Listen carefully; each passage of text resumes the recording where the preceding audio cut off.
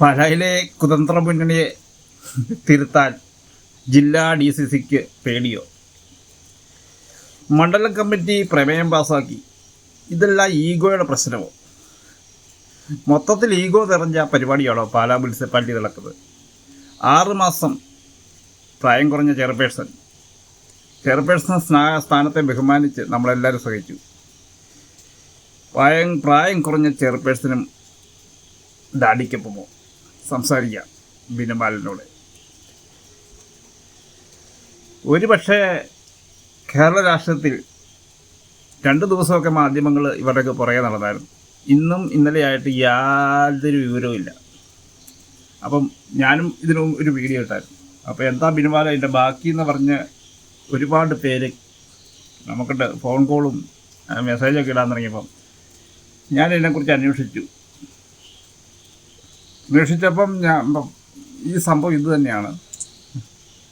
10 മണിക്ക് സ്വതന്ത്ര മുന്നണി, ശരിയാണ്, സ്വതന്ത്ര മുന്നണി 10 മണിക്ക് ഡാഡി മാധ്യമങ്ങളെ കാണാൻ തയ്യാറാകുന്നില്ല. ചെയർപേഴ്സൺ ഞാൻ പറയില്ല, നമ്മുടെ കൊച്ചിൻ്റെ പ്രായമുള്ളൂ, അതിന് അത്രയ്ക്ക് ചിന്തിക്കാനുള്ള കഴിവില്ല. ഇതൊക്കെ പിള്ളകളെയായിട്ട് നിൽക്കുന്ന ചെയർപേഴ്സണെ കൂട്ടണ്ട, ഡാഡി പറയണം. പക്ഷേ ചേട്ടൻ ഫേസ്ബുക്ക് പോസ്റ്റിലൂടെ എല്ലാം ഒതുക്കി ഇപ്പം 2-3 ദിവസമായിട്ടും മിണ്ടാട്ടമില്ല.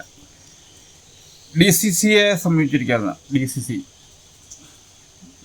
DCC ഇതിപ്പം പാലാ മണ്ഡലം കമ്മിറ്റി ഐകകണ്ഠേന പാസ്സാക്കി, പ്രമേയം പാസ്സാക്കി DCCക്ക് കൊടുക്കാതെ. പക്ഷേ DCCയോട് ആലോചിക്കാതെയാണ് ഈ സംഭവം നടത്തിയതാണ് ഇതിപ്പോൾ ചർച്ച. എനിക്ക് കിട്ടിയ അറിവ് കേട്ടോ, കരക്കമ്പിയൊന്നുമല്ല. വിശദമായി അന്വേഷിച്ച് റിപ്പോർട്ടിൻ്റെ അടിസ്ഥാനത്തിൽ മാത്രമേ ഞാൻ സംസാരിക്കുള്ളൂ. പ്രതിപക്ഷത്തിന് ഒട്ട് ഭരണം വേണ്ടതാനും. പ്രതിപക്ഷം പറയുന്ന കൗൺസിൽ കൂടുക, അവർക്ക് സംസാരിക്കാനുള്ള അവസരം കൊടുക്കുക. ചെയർപേഴ്സൺ പ്രായം കുറഞ്ഞതാണ്, നമ്മൾ 6 മാസം അവകാശം കൊടുത്തു. അതിൻ്റേതായ ഒരു പക്വതക്കുറവൊക്കെ ഉണ്ട്, അത് പോട്ടെ. പക്ഷേ ചെയർപേഴ്സൻ്റെ ഒപ്പം പ്രായത്തോടൊപ്പം പരിചയസമ്പന്നത്തുള്ള ഡാഡി കൂടെയുള്ളപ്പം അതൊക്കെ തിരുത്തി കൊടുക്കണമായിരുന്നു. ഇവരെ സംസാരിക്കാൻ അനുവദിക്കുക, നല്ല രീതിയിൽ ഭരണം കൊണ്ടുപോകണമെന്ന് ഈ വിഷയങ്ങളെല്ലാം ഉണ്ടാക്കിയപ്പോഴും അവരുടെ നേതാവ് ജോസ് കെ മാണി ഉൾപ്പെടെ എല്ലാവരും പറഞ്ഞു. അദ്ദേഹത്തിൻ്റെ ആ ഒരു സംസാര ഇത് കണ്ടില്ലായിരുന്നു, എല്ലാവരും കണ്ടു കാണും. കേരളം മൊത്തം പോയി, ഇവിടെയും പോയി. ഇതിപ്പോൾ അവരുടെ പ്രാദേശിക വിഷയം, നാളെ അവരെല്ലാം ഒന്നാകും. ഇതിങ്ങനെ തള്ളി ജനങ്ങളെ ബാധിക്കരുത്, ഈ വിഷയങ്ങളൊന്നും ജനങ്ങളെ ബാധിക്കരുത്. അപ്പം ഞാനിങ്ങനെ ഇത്ര തുടർ വീഡിയോ ഇട്ടപ്പം എന്നോടും പലരും ചോദിച്ചു, എന്താ ബിനുമാല ബാക്കി ഒന്നും ആയില്ലേ? ഒരു മാധ്യമങ്ങളും ഇന്ന് ആദ്യമൊക്കെ ബൂസ്റ്റ് ചെയ്യുന്ന ഇയാളെ വിളിച്ചിരിക്കുക.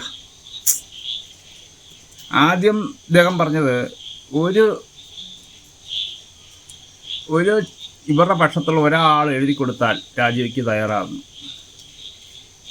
ഒരാളല്ല, 6 പേര് എഴുതി കൊടുത്തു. സ്വയമേ രാജിവെച്ച് പോകണ്ടേ?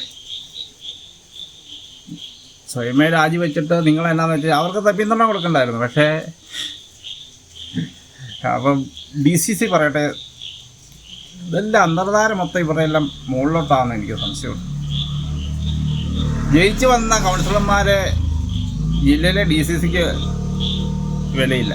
പിന്നെ ജയിച്ചു വന്ന കൗൺസിലർമാർ അടിയും തത്തിയിലും കൊല്ലുമ്പം തത്തിക്കാൻ വരുന്നവരോട് പറയുക, DCC പറഞ്ഞിട്ടാ തത്തിക്കാൻ വരുന്നത് പറഞ്ഞാൽ അത് നടക്കുന്നുമില്ല. ഈ കൊട്ടാരമറ്റം ബസ് സ്റ്റാൻഡിൻ്റെ ആ ഒരു ഡീറ്റെയിൽ ഞാൻ അന്വേഷിച്ചു. ചെറിയ സംഭവം ഉള്ളായിരുന്നു. ഇത് ഞാൻ എൻ്റെ കാഴ്ചപ്പാടി പറയാം, ഞാനും വിരുദ്ധതയായിരുന്നാൽ പോലും ഈ പാലാ മുനിസിപ്പാലിറ്റി ഞങ്ങളുടെ വാർഡിൽ ആദ്യത്തെ ചെയർപേഴ്സണാണ്. അപ്പം വിരുദ്ധത ഉണ്ടായിരുന്നു, ശരിയാ, അതൊരു നല്ല രീതിയിൽ വരുമെന്നായ രീതിയിൽ. ആ കൊട്ടാരമറ്റം ബിജു മാത്യൂസിൻ്റെ സ്റ്റാൻഡ്, അയാളൊരു ഭരണകക്ഷിയിലെ ഒരു ചെയർമാൻ, ഒരു കൗൺസിലറാണല്ലോ. പ്രതിപക്ഷത്തിന് വിയോജിപ്പില്ല, നാട്ടുകാർക്ക് വിയോജിപ്പില്ല, കടക്കാർക്ക് വിയോജിപ്പില്ല. ആ വിഷയത്തിൽ തുടങ്ങിയത് കൊണ്ടാണ് ഞാനിത് ആദ്യം ഒന്നും കൂടെ പറയുന്നത് കേട്ടോ. ആ സ്റ്റാൻഡ് അങ്ങോട്ട് മാറ്റിയപ്പം ഇദ്ദേഹത്തിനോട് ചോദിച്ചില്ല എന്നുള്ളൊരു സംഭവം മാത്രമേ ഉള്ളൂ. ഇദ്ദേഹം എന്നിട്ട് അത് കഴിഞ്ഞാണ് കൗൺസിലിൽ അങ്ങോട്ട് ബിജു മാത്യൂസ് അവതരിപ്പിച്ചത്. പുള്ളി ഭരണകക്ഷി അവരും പിന്താങ്ങുന്നു. ഒരു കൂട്ടായ പ്രവർത്തിയാലേ ഇത് ആർക്കും വിഷയമില്ല, നാട്ടുകാർക്ക് വിഷയമില്ല, പ്രതിപക്ഷത്തിനും വിഷയമില്ലെങ്കിൽ പിന്നെ കച്ചവടക്കാർക്കും വിഷയമില്ലെങ്കിൽ ആർക്കാ സുഖം. എന്നിട്ട് ഇദ്ദേഹം ഇതിനെക്കുറിച്ച് പഠിക്കാൻ ഞാനാണെങ്കിൽ ചെയ്യേണ്ടത്, ഞാൻ മോളെ കൂട്ടി ഡാഡി വണ്ടി കയറ്, നമുക്ക് അപ്പോൾ അവിടെ പോയി സൈറ്റൊന്ന് സന്ദർശിക്കുക, വരാതെ പറയാതെ ഡാഡി അന്നേരം പറഞ്ഞത് ചെയർമാൻ അല്ല മറ്റേ സെക്രട്ടറി വിളിച്ചിട്ട് ഹൈക്കോടതിയിൽ ഒരു പരാതി കൊടുത്തേക്കാൻ പറഞ്ഞു. ഹൈക്കോടതി പരാതി കൊടുത്ത് വിധിയായിട്ട് സ്റ്റാൻഡിൽ പോലീസുകാർ ചെല്ലുമ്പോഴാണ് ഇവരറിയുന്നത്.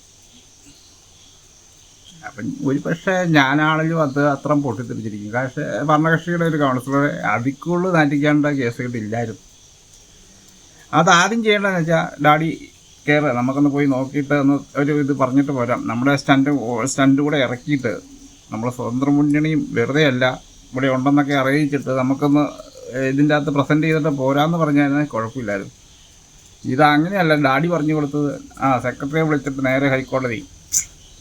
പൈസ കയ്യിൽ നിന്നല്ല പോകുന്നേ, നമ്മളെ പൊതുജനങ്ങളുടെ പൈസ പോകാം കേട്ടോ. പിന്നെ ഇതിന് ഈ നീതിബോധവശം കൊടുക്കുന്നവർക്ക് ഇവരെ ഊളകളെന്നാണ് ഞാൻ പറയാം. ഇയാൾ UDF ലേബിൾ ചെന്ന് ജയിച്ചിട്ട് ആദ്യം മുനിസിപ്പാലിറ്റിയിൽ ചർച്ചയ്ക്ക് പോയത് LDF അടുത്താണ്. പാലയെക്കുറിച്ച് അറിയാത്ത കുറച്ച് മന്ത്രിമാരൊക്കെ ഇവിടെ വന്ന് ഭയങ്കര ചർച്ചയൊക്കെ ചെയ്തെന്ന് പറയുന്നത്. പക്ഷേ പ്രാദേശിക നേതൃത്വത്തോടൊന്നും ഒരിക്കലും ഒരു ജില്ലാ നേതൃത്വം ഒരിക്കലും പ്രാദേശിക നേതൃത്വം വിലപ്പോവുകയെന്നുള്ളൊരു ഉത്തമ ഉദാഹരണമാണ് പാലയിൽ നടന്നത്. ഇവരെല്ലാം അണ്ടർസ്റ്റാൻഡിങ്. എന്നിട്ട് പറയും രാഷ്ട്രീയം എന്ന് പറയും. ഏത് വേറെ പറഞ്ഞാലും ഇവർ പറയും രാഷ്ട്രീയം. അമ്മയെ കൂട്ടി അച്ഛനെ കൂട്ടി ഇവർക്ക് പറയാം രാഷ്ട്രീയം. നമ്മളെങ്ങാനും ഒരു കേസിട്ട് പറഞ്ഞാലോ അന്നേരം വ്യക്തിവൈരാഗ്യം. തെക്കക്കരെ കുറച്ച് അല്ലാത്ത ഇതല്ല ഇവരല്ല ഇലക്ഷൻ കഴിയുമ്പോൾ പറയും രാഷ്ട്രീയം.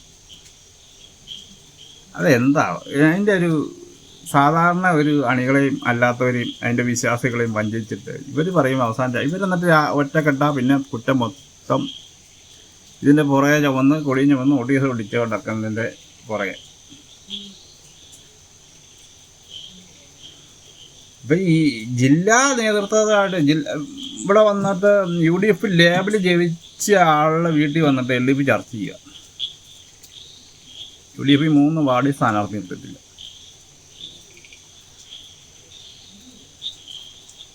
അതൊരു മോശപ്പെട്ട പരിപാടിയല്ലേ.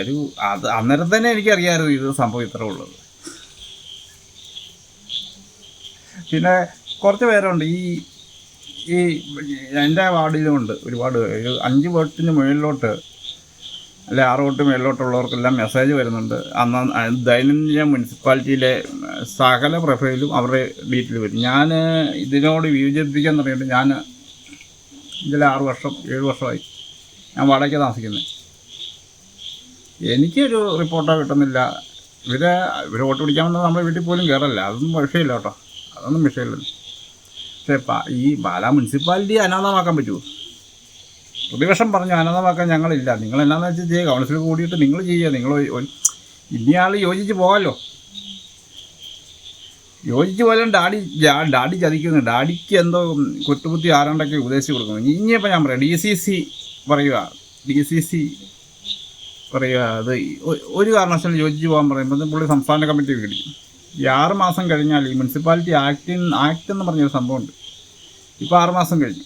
അത് കഴിഞ്ഞാൽ ഇന്നത്തെ ഒരു പ്രതിപക്ഷം ഇത് കൊണ്ടുവന്ന് പരാജയപ്പെട്ടാൽ പിന്നെ 6 മാസം കൂടെ കഴിയും. അപ്പം പുള്ളിക്കനുസരിച്ച് ടേം 2.5 വർഷമുള്ളൂ.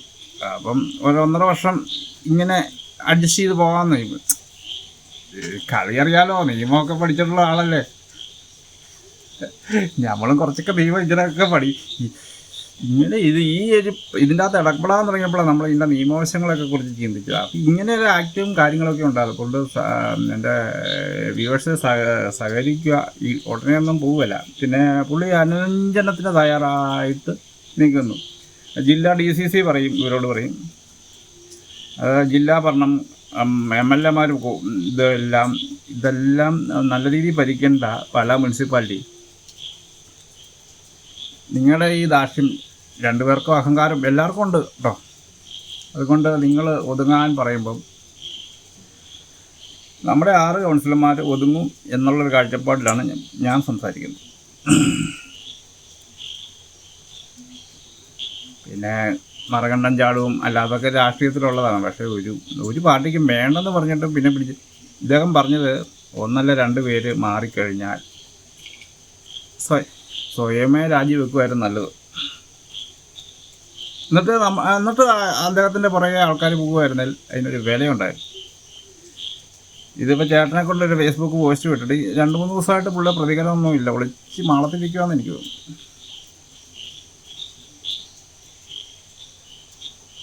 ഇതൊക്കെ പറയുമ്പോൾ നമ്മൾ പറഞ്ഞാൽ അത് നമ്മൾ നല്ല ഒരു ജനങ്ങൾ ഈ 6 മാസമായിട്ട് എൻ്റെ ഈ വീഡിയോ കാണുന്ന എൻ്റെ സുഹൃത്തുക്കളെ 6 മാസമായിട്ട് പാലാ മുനിസിപ്പാലിറ്റി ഉപകാരമായ ഏത് പ്രവൃത്തിയാണ് നടത്തി. അത് കഴിഞ്ഞിട്ട് തന്നെ വിമർശിക്കുക. ഞങ്ങളുടെ പണ്ട് ഈ പാലാ മുനിസിപ്പാലിറ്റിയിലൊരു ചെറിയൊരു മലപ്രദേശം പോലെയാണ് കണ്ടാറുണ്ടെന്ന് തോന്നി. അവിടെ എപ്പോഴും ജലക്ഷാമമായിരുന്നു. അവിടെ ആദ്യം CPD ഒരു പദ്ധതി വന്നു. അത് കഴിഞ്ഞ് പരിപ്പൽക്കടവ് കുടിവെള്ള പദ്ധതി വന്നു. അന്നൊക്കെ ഇതിനൊക്കെ സമരത്തിനൊക്കെ അല്ല നമ്മൾ പോയിട്ടുണ്ടിരുന്നു. ഇതൊരു ബിസിനസ് ലെവലിലോട്ടാക്കി എടുത്തപ്പോഴാണ് നമ്മളിതിൻ്റെ അകത്ത് മാറിയത്. എന്നോടുള്ള വിജയിപ്പൊന്നും കൊണ്ടാട്ടോ എൻ്റെ ഒരു ഇത് കൊണ്ടോ നിങ്ങളതിൻ്റെ നിലപാട് ഇതൊക്കെ പ്രതികരിക്കുക അത്രേ ഉള്ളൂ. വാടി നടക്കുന്ന ബിസിനസ് ഞാൻ പറയുന്നത് നമ്മുടെ ഇപ്പം ഇരുട്ടായങ്ങൾ കാണത്തില്ല കണ്ടോ, പുറകിലെല്ലാം കാണാം. പെരുമ്പാമ്പ്, മലമ്പാമ്പ്, രാജവമ്പാല, അണലി തുടങ്ങിയ സാധനങ്ങളെല്ലാം ഈ വഴുവക്കിലൂടെ ഇങ്ങനെ രാവിലെ ഉലാത്തുന്നുണ്ട്. ഇതിലിപ്പോൾ നടപ്പുകാർ പോലുമില്ല. ആരോ പറഞ്ഞു അവിടെ മിഷൻ ബാളുമായിട്ട് ആരും ചെന്നില്ല. ഇവിടെ പല ചെയർപേഴ്സൻ്റെ വാർഡിൽ പോലും വന്നിട്ടില്ലെന്നേ. മിഷൻ ബാൾ ഇതുവരെ വന്നിട്ടില്ല. മിഷൻ ബാളല്ല അല്ലാതെ പുല്ലുവെട്ടി തികഞ്ഞ പരാജയം. പിന്നെ ചേട്ടച്ചാര് ഒരു പോസ്റ്റ് ഇട്ടു.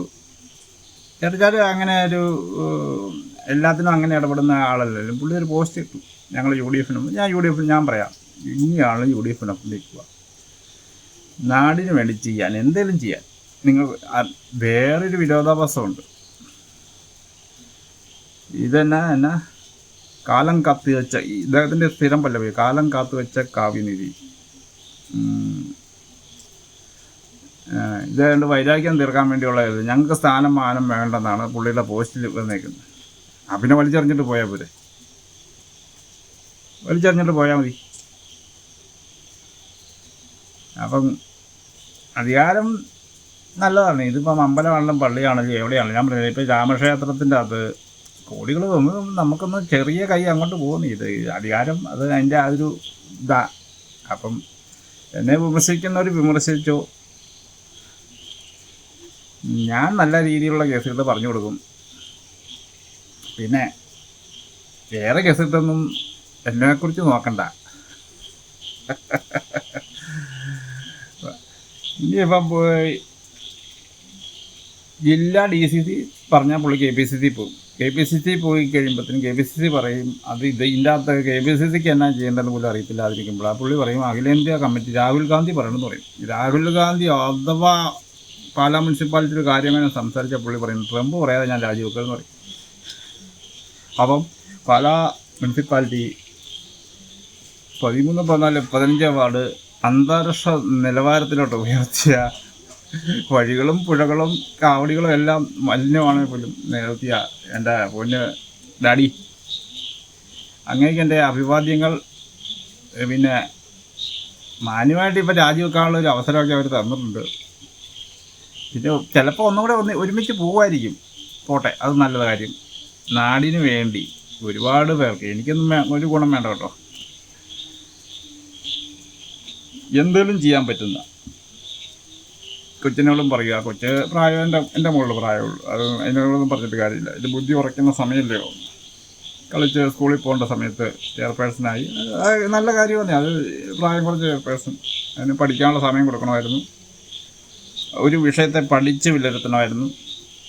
വളവളവളവളാന്ന് മറ്റേ അവിടെ കിടന്ന് അലയ്ക്കാതെ ഒരാൾ പറയുന്നതിന് ഒരു അവസരം കൊടുക്കണമായിരുന്നു. ഡാഡിക്കറിയാമല്ലോ ഇതൊക്കെ. ഡാഡിയുടെ ഉപദേശകരായാലും ഒരു അത്രയ്ക്ക് പോരാന്ന് എനിക്ക് തോന്നുന്നത്. അപ്പം ഗൈസ്, ഞാൻ വൈൻഡപ്പ് ചെയ്യുന്നു. എൻ്റെ വീഡിയോയിൽ കഴമ്പും കാര്യങ്ങളും പാലായെക്കുറിച്ചുള്ള ചിന്തകളും ഉണ്ടെങ്കിൽ മാത്രം എന്നെ സപ്പോർട്ട് ചെയ്യുക, സബ്സ്ക്രൈബ് ചെയ്യുക, ലൈക്ക് ചെയ്യുക, ഫോളോ ചെയ്യുക. ഗൈസ്, ബിനുബാലൻ വൈൻഡപ്പ് ചെയ്യുന്നു.